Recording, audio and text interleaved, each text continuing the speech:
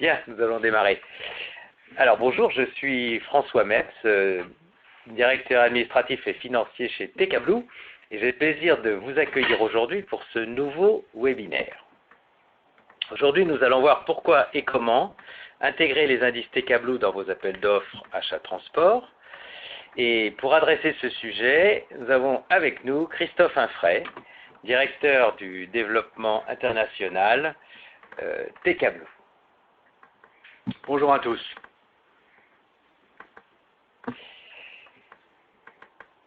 Pour ceux d'entre vous qui ne nous connaissent pas encore, je vous propose de découvrir TKBlue en vidéo et en 30 secondes. Chaque jour, votre entreprise déplace des marchandises. Vous cherchez à en optimiser les coûts, en améliorer la qualité, tout en respectant l'environnement. TKBlue vous apporte. Nous labellisons tous les transporteurs selon leur matériel et équipement. Nous vous aidons ainsi à faire les bons choix et calculons pour vous vos émissions de gaz à effet de serre, polluants et particules de vos opérations de transport. Soyez éco-responsables tout en améliorant la qualité de vos transports.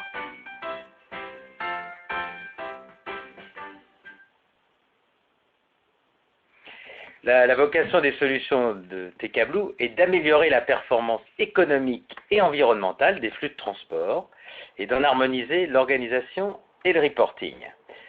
Déjà, plus de 50 entreprises chargeurs font confiance à TKBlue. Vous les voyez s'afficher sur votre écran, enfin quelques-uns, parce qu'on ne peut pas tous les mettre.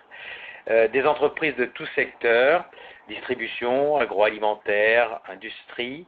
Et dans les industries, nous avons même les industries du ciment, qui pourtant, pour lesquelles l'impact CO2 du transport est très faible par rapport à leur process industriel. Et bien malgré tout, elles sont partenaires déjà de TKBlue. Nous avons également des organisateurs de transport, dont vous voyez quelques noms apparaître sur vos écrans. Bien, nous allons passer à la présentation sans attendre. Je vous propose d'utiliser le chat, de poser vos questions au fur et à mesure, et nous y répondrons à la fin de la présentation. Je passe désormais la parole à Christophe Infray, qui va vous montrer comment intégrer les indices TKBlue dans vos appels d'offres achat-transport. Christophe, à toi la parole. Merci François. On va parler achat aujourd'hui, on va parler indice d'empreinte environnementale du transport. Et je suis vraiment ravi aujourd'hui de parler de ce sujet parce que même si je suis en charge du développement de TKBlue à l'international, certains d'entre vous savent que je suis un ancien acheteur. J'ai été catégorie manager pour L'Oréal, puis après pour Vodafone. Et donc aujourd'hui, c'est un acheteur qui parle aux acheteurs. Qu'est-ce que représente le transport dans les achats de l'entreprise? Alors, c'est important, François. Hein, c'est facilement 2 à 5% des dépenses de l'entreprise, et même pour certaines entreprises, tu mentionnais le ciment, ça peut être important, ça peut monter à 10% des charges de l'entreprise. Donc, une catégorie qui est vraiment primordiale. Pour donner des chiffres, en France, le transport routier, c'est 44 milliards d'euros en 2014, répartis auprès de plus de 32 000 entreprises. Le transport maritime dans le monde, parce que les marchandises viennent souvent ou partent souvent assez loin, et 90% du transport des marchandises sont portés par des bateaux, en tonnes et en kilomètres dans le monde entier, c'est un chiffre d'affaires de 1 500 milliards de dollars, estimé en 2014 et en forte croissance depuis. Donc ce sont pour les responsables achats qui sont dans ce webinaire, des montants très très très importants. Surtout celles qui sont impliquées à l'international et qui font du transport overseas. Overseas, voilà, des montants importants. Alors ça, c'est la partie économique. Qu'est-ce que ça représente pour l'environnement? Le transport, c'est 10% de la production des gaz à effet de serre dans le monde. Donc c'est très significatif, avec une tendance mondiale qui est de naturellement doubler d'ici à 2050 par la croissance économique et les échanges globaux. Alors que lors de la COP21 à Paris, il y a quelques années, les pays et de nombreuses entreprises se sont engagés pour limiter l'augmentation de la température de la planète à 2 degrés. C'est-à-dire que pour limiter cette augmentation de la température, il faudrait réduire les émissions de 40%, alors qu'en face, naturellement, la tendance, c'est plus 50. Donc tu vois, François, un challenge vraiment très important sur des montants très importants pour les acheteurs. Alors, Christophe, juste une question, là, c'est la quadrature du cercle. Comment peuvent être concerner un service achat sur des objectifs de réduction de gaz à effet de serre? Eh bien, cette quadrature du cercle, il faut la résoudre, et en fait, les acheteurs transport sont vraiment très très bien placés pour aider à résoudre. On sait que la responsabilité des achats, c'est d'enrichir à la fois le sourcing des prestataires, des bons prestataires, de ceux qui sont innovants. C'est aussi d'évaluer les offres qui leur sont soumises et de gérer la performance dans la durée. Ça, c'est les 3 grandes familles d'activités de notre audience. Alors, excusez-moi, tu me disais tout à l'heure qu'il y avait combien, 30 et quelques mille 32 000 porteurs, ne serait-ce que routiers en France.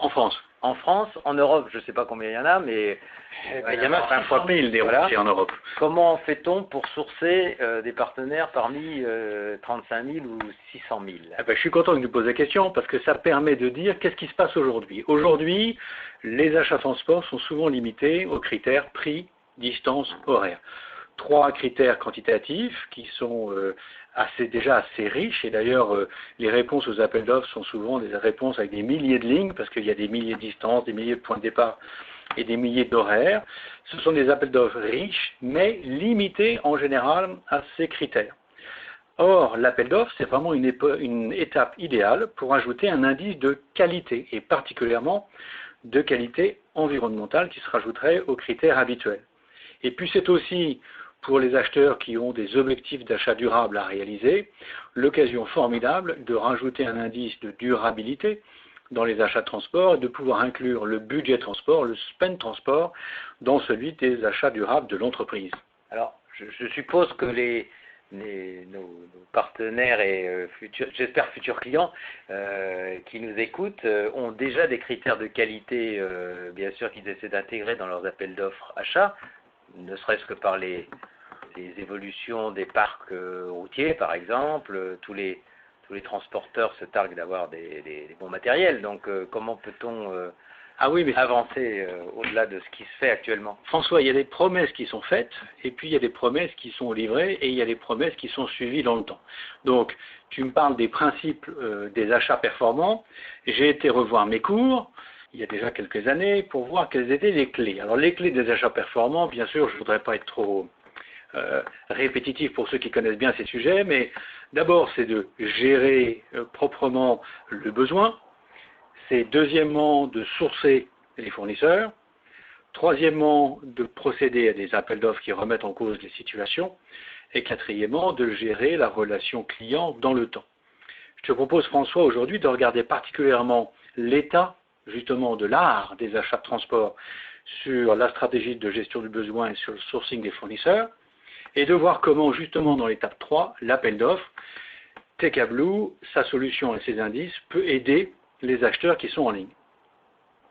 Alors, premièrement, l'état de la gestion du besoin.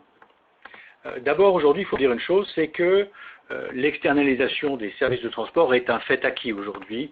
80% du volume des transports des entreprises est géré pour le compte d'autrui, ça veut dire par des flottes externes, par des prestataires de transport.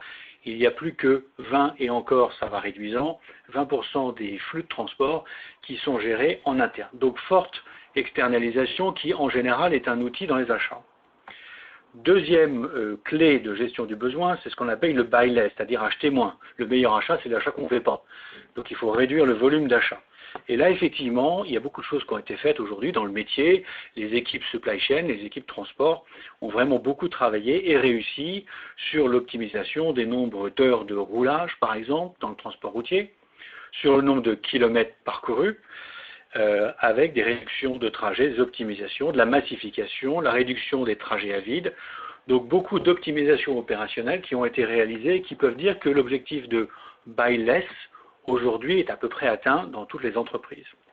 Si tu permets, il y a quand même quelques contraintes avec les développements de nouveaux modes de distribution comme l'e-commerce, où on change toute l'infrastructure logistique, la façon de livrer. Donc je suppose que les services achats sont un petit peu bouleversés dans leur façon de procéder. Ah mais tu as raison François, mais alors tu me challenges là. C'est vrai que C'est pour.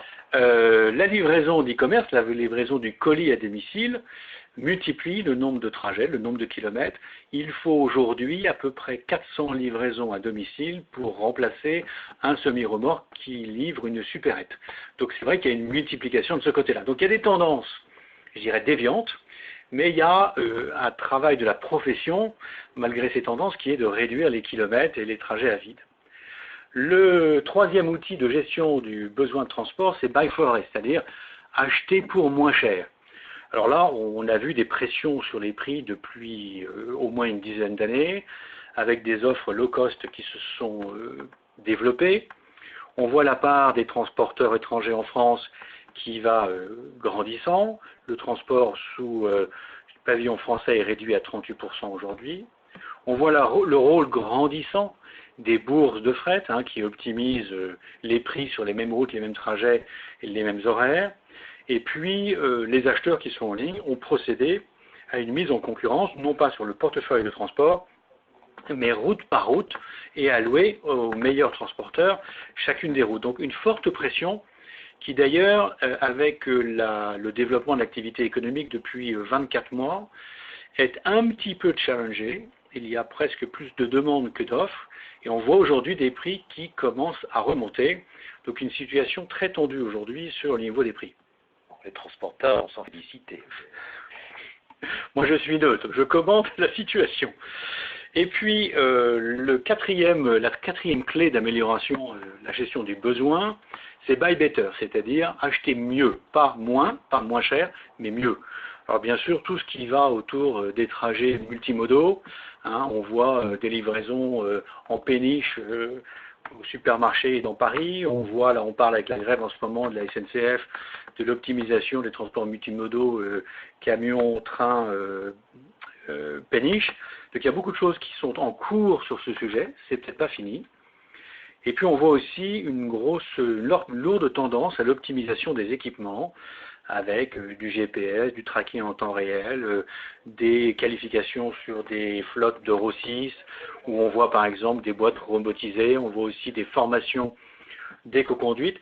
Donc pas mal de domaines qui sont en pleine progression aujourd'hui et qui montrent que les acheteurs transport et les équipes opérationnelles transport travaillent mieux. Le deuxième thème, c'est, maintenant je voudrais ouvrir mon sourcing de transporteur. Comment puis-je faire? Donc, le transport est un univers assez complexe, avec de très nombreux acteurs, et avec de la sous-traitance, et même de la sous-traitance en cascade. Donc, savoir qui travaille pour votre société, c'est pas forcément la société qui a contractualisé, c'est pas très facile. Dans le routier, qui est une industrie très fragmentée en Europe, tu le demandais tout à l'heure, il y a 600 000 entreprises de transport en Europe. Ça fait beaucoup. Il y a aussi un fort poids de certains gros opérateurs dans l'aérien et dans le maritime. Donc ça fait que les catégories managers transport ont quand même un travail assez difficile. Deuxièmement, quand les catégories managers envoient leur appel d'offres, ils ont des soucis ou du moins des challenges de qualification et de certification. D'abord, dû à la fameuse opacité de la sous-traitance dont on parlait tout à l'heure, avec des risques de dumping social. Et en ce moment, le président Macron, là, depuis quelques trimestres, nous parle des réglementations sur les travailleurs détachés. Donc c'est un sujet qui devient sensible dans la presse aussi, avec de nouvelles responsabilités du chargeur sur les permis de travail et sur l'image de marque, qui demandent le suivi des habilitations sociales et fiscales, une information CO2, pas simplement une information conforme à la réglementation. Il ne suffit pas que vous receviez en bas de votre facture du prestataire de transport un certain kilogramme de CO2, il faut encore que vous êtes responsable de vérifier la qualité de cette mesure du CO2. Alors justement, comment vérifier des informations totalement hétérogènes? Eh bien, c'est pas facile. Quand on a 20 transporteurs et qu'on a 20 méthodologies de calcul du CO2, ça peut poser problème. Ça peut poser aussi problème parce que maintenant la mesure du CO2 n'est plus suffisante. Il faut aussi mesurer l'ensemble des gaz à effet de serre. On parle de CO2 équivalent à ce moment-là. Et toutes les grandes entreprises doivent soumettre leurs outils et leurs calculs à leur commissaire aux comptes, qui doit le certifier et sinon faire une exception dans son rapport de gestion. Donc c'est quand même quelque chose qui devient de plus en plus sensible pour beaucoup d'entreprises. Comment nous proposons d'aider les chargeurs? Eh bien, écoutez, moi j'ai rédigé ici, là, quelques clauses que je voudrais vous montrer, qui peuvent être insérées de façon très pratique, hein, il n'y a pas de copyright, vous êtes tout à fait libre de les utiliser dans votre prochain appel d'offres.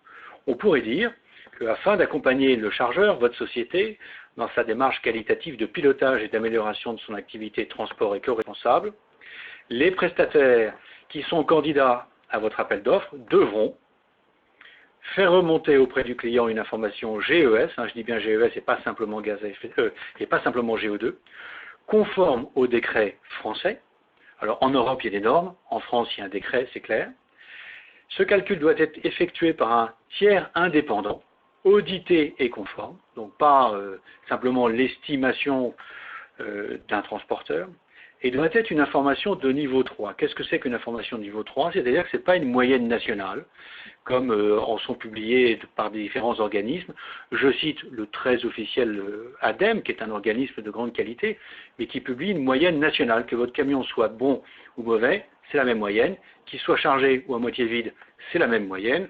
Que votre équipe soit formée à l'éco-conduite ou pas, c'est la même moyenne. Et ça, ce n'est pas conforme à la demande aujourd'hui de la réglementation de 2017.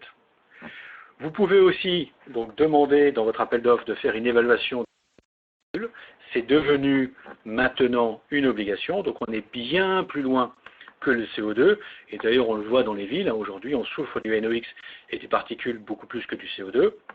Et troisièmement, votre prestataire de transport candidat à l'appel d'offres, s'il est sélectionné, devra mettre à jour, transmettre et mettre à jour ses habilitations sociales, fiscales et administratives de façon à vous assurer qu'ils sont en conformité avec la réglementation en place.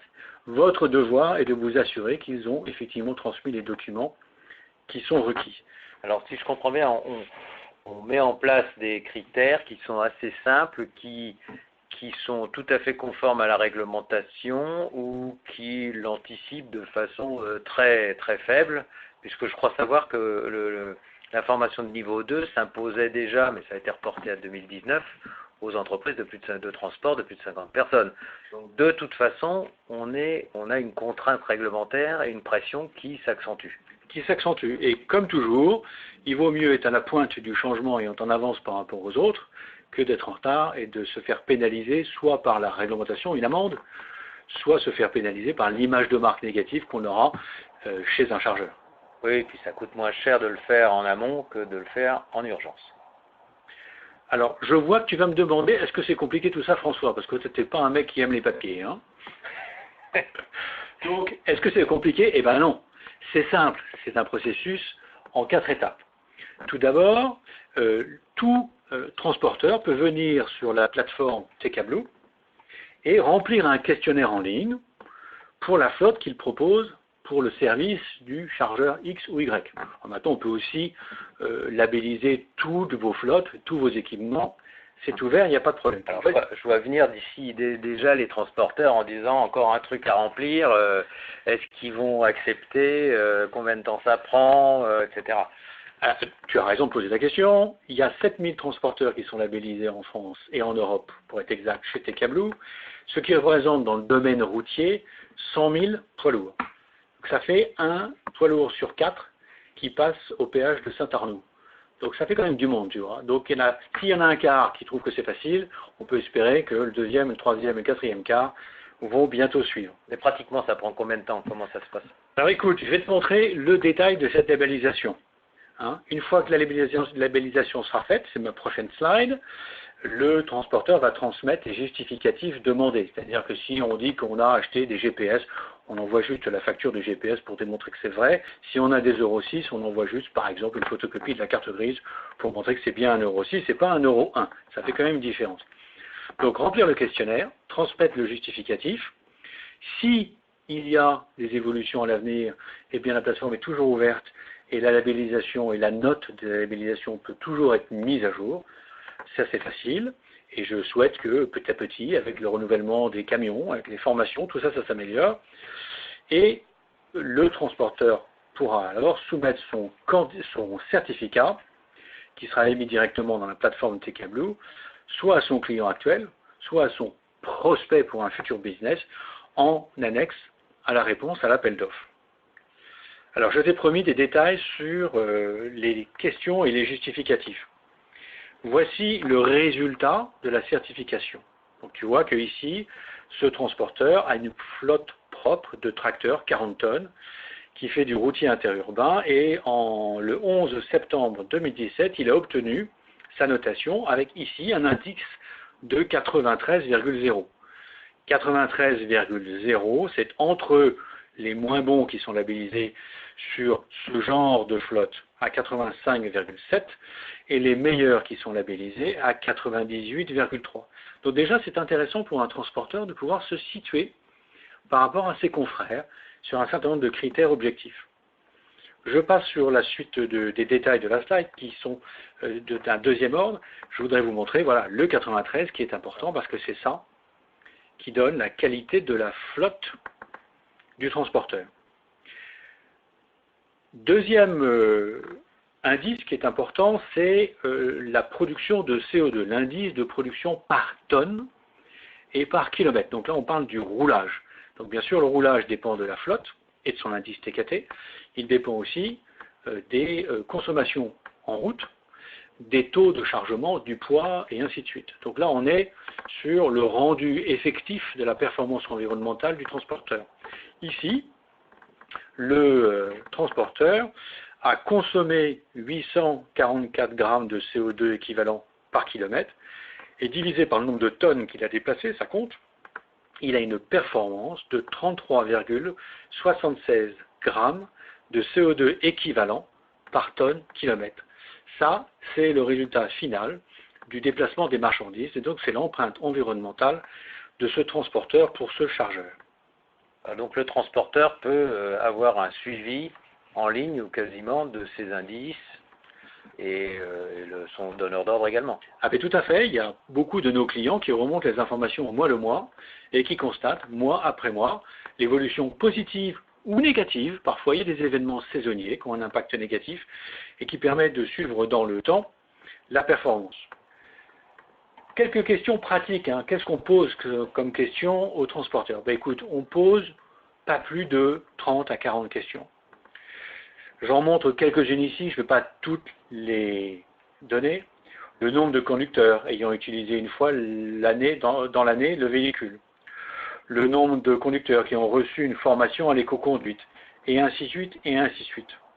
Donc des questions sur des faits très précis que n'importe quel chargé d'une flotte connaît et pour lequel il a la réponse à portée de main. Il y a une relation également avec les certifications ISO 14001 ou HACCP, donc c'est intéressant effectivement pour les donneurs d'ordre. Voilà, je te donne quelques exemples typiques des questions qu'on pose. Est-ce que votre tracteur, en l'occurrence, est équipé d'un start and stop? Est-ce que vous avez des pneus à bas coefficient de friction? Est-ce que vous avez des boîtes robotisées? Tout le monde sait cela chez un transporteur. Alors, on a parlé du roulage. Le roulage, c'est la qualité de la flotte multipliée par sa consommation d'essence. On va collecter son taux de chargement à vide, ce genre d'informations qui vont donner un rendu final de la performance du roulage des marchandises. Encore une fois, vous aurez dans la plateforme en ligne un questionnaire assez simple, tu vois, sur cette flotte, quelle a été votre consommation de gazole routier, quel a été le nombre de kilomètres parcourus en charge ou à vide, quel a été le taux de trajet à vide, quel a été le tonnage moyen transporté en tonnes. On peut faire ça à la fin du mois, on peut faire ça à la fin de l'année. Ce qui compte, c'est de progresser et de voir les évolutions entre un moment, une année, un trimestre, et l'année ou le trimestre ou le mois suivant. Merci Christophe. Bon, je pense que si des auditeurs sont vraiment intéressés à en connaître plus, alors d'une part, on a des webinaires un petit peu plus précis sur les différents calculs de ces indices, notes mécaniques, mais sinon, à votre disposition, bien sûr, n'hésitez pas à poser des questions, soit par chat, soit par mail après, à votre convenance pour détailler ça plus profondément. Je crois que le prochain webinaire dans 15 jours sera sur le détail de ces indices. Très bien. Alors, justement, je voulais te poser la question, comment on fait pour choisir un transporteur éco-responsable, puisque a priori, ce système de qualification avec indice TKT, TKCO2 permet de choisir, d'avoir une vision qualitative des transporteurs. Comment un donneur d'ordre peut trouver le bon transporteur parmi la masse? C'est facile. Alors c'est facile, pour deux raisons. D'abord, dans les réponses au questionnaire qu'on vient de voir, assez simple, il y a des affirmations. J'ai des Euro 6, j'ai des conducteurs formés à l'éco-conduite. Donc on demande cette documentation en ligne et elle est facile. Tu vois, dans cette slide, on voit à peu près l'ensemble des documentations qui doivent être fournies par le transporteur. Il donne une date d'expiration, le cas échéant. Il nous dit si cette donnée peut être partagée avec son client ou pas, avec ses clients, s'il y en a plusieurs qui sont utilisateurs de TK Blue. On a de plus en plus de clients et donc de plus en plus de transporteurs qui sont multi-clients dans la plateforme. Et s'il souhaite même communiquer ces informations au public, pas au grand public, au public des chargeurs qui utilisent la plateforme TK Blue. Et nous, on va vérifier bien sûr ces documents pour s'assurer que une documentation est bien légitime. Donc, toute la documentation qui sous-tend les réponses et les indices est disponible dans la plateforme TK Blue.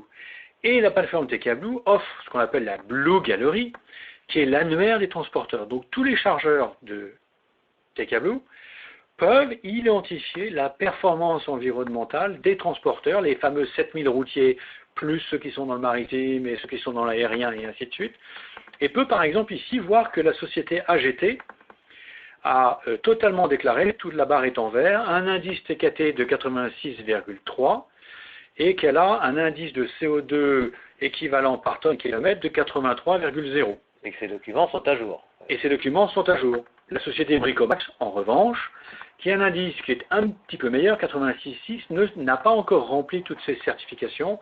Et bon, voilà, on peut comparer comme ça, dans la Blue Gallery, l'ensemble des transporteurs qui sont labellisés TK Blue, et un acheteur comme ceux qui sont en ligne aujourd'hui, voulant ouvrir son appel d'offres à d'autres transporteurs éco-responsables, peut aller choisir dans la Blue Gallery un ou deux candidats additionnels à inviter à l'appel d'offres.